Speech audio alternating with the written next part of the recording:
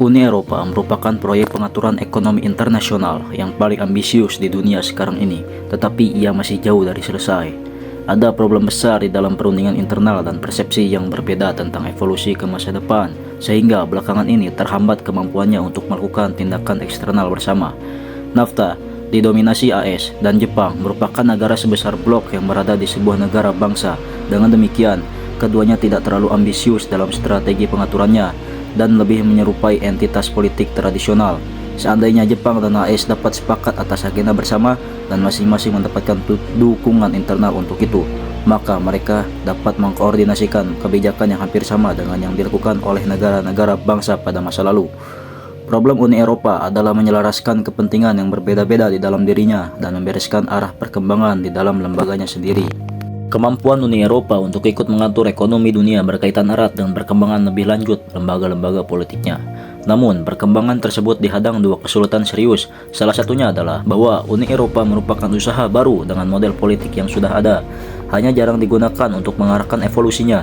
Kesulitan lain, dan ini yang terpenting, adalah terdapat perbedaan substansial di dalam kinerja ekonomi standar sosial, dan karena itu juga kepentingan politik di antara negara-negara yang membentuk Uni Eropa itu sendiri.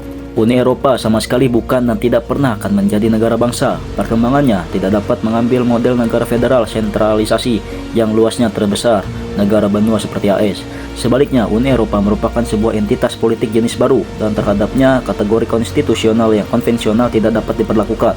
Kategori semacam itu berasal dari lembaga negara bangsa, padahal yang paling mendasar adalah kedaulatan lembaga pembuat undang-undang dan tanggung jawab badan eksekutif pusat pada pembuat undang-undang tersebut. Yang kontras di sini, Uni Eropa tidak memiliki sumber hukum yang satu dan berdaulat, juga tidak memiliki badan eksekutif pusat yang multifungsi, yang secara demokratis bertanggung jawab melalui satu-satunya saluran kepada para wakil rakyat.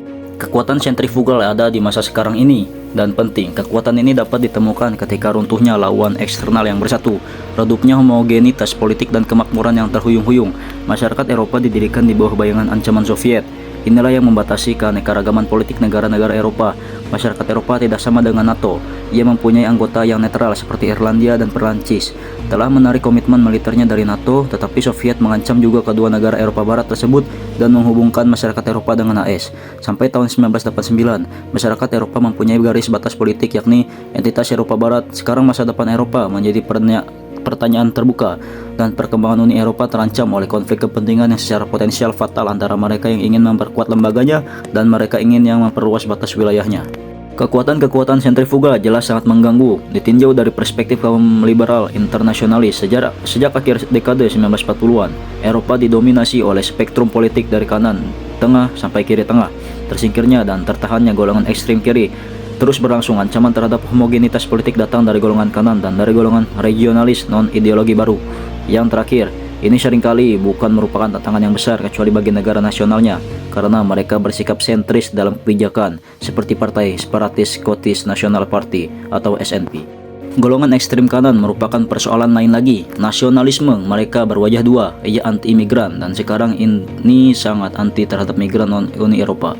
Tetapi ia juga menerima kemanfaatan menjadi anggota Uni Eropa dalam arti nasional, dan karena itu membatasi ruang lingkup kemungkinan terjadinya kerjasama Eropa oleh partai-partai itu untuk suatu wilayah perdagangan bebas. Eropa bagi mereka merupakan tempat yang menyenangkan dari segi ekonomi, bukan sumber dari identitas politik jenis baru atau tingkat legitimasi politik yang baru.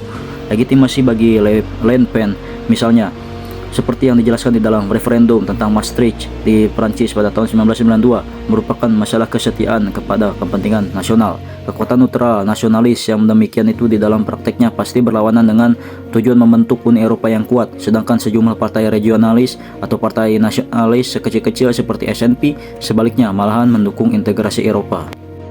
Negara bangsa tetap merupakan faktor penting di dalam mempersatukan Eropa, karena antara lain mereka itulah yang menyediakan kerangka konstitusional domestik dan dukungan kebijakan untuk pemerintah wilayah di bawahnya secara efektif. Besar kecilnya negara-negara sangat berbeda, dan kategori negara bangsa dan wilayah tidak ada kaitan. Bavaria adalah wilayah tetapi dapat juga menjadi negara. Irlandia dan Luxembourg adalah negara dengan populasi penduduk yang lebih kecil daripada sejumlah besar wilayah. Pemerintah lokal sekarang ini merupakan lembaga kunci di dalam pengaturan ekonomi kebutuhan.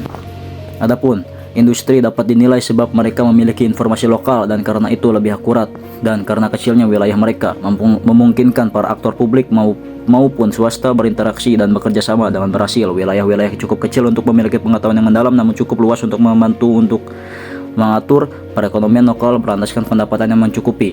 Disediakannya pendidikan dan pelatihan keuangan industri dan pelayanan kolektif. Industri oleh wilayah lokal menjadi makin penting di Eropa.